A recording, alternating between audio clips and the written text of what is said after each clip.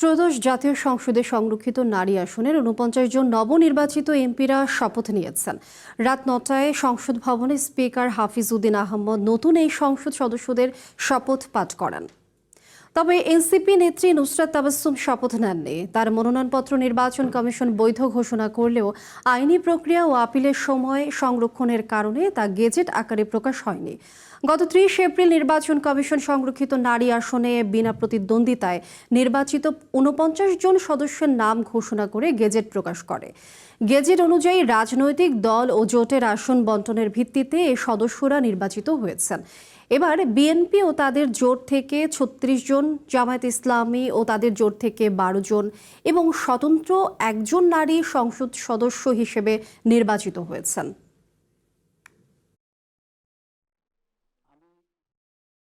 আজকে এই পার্লামেন্টে ৫০ জন নারী সদস্য শপথ গ্রহণ করার কথা ছিল, একজন করেন নাই, ৪৯ জন সদস্য শপথ গ্রহণ করেছেন। আর একজন যিনি করেন নাই, তিনি সময় মতো কাগজপত্র জমা দিতে না পারার কারণে তাকে কোর্টে যেতে হয়েছে এবং কোর্ট তার পক্ষে রায় দিয়েছে, কিন্তু গেজেট হইতে দেরি হওয়ার কারণে তিনি আজকে শপথ নিতে পারেন নাই, অথবা কাল পরশু শপথ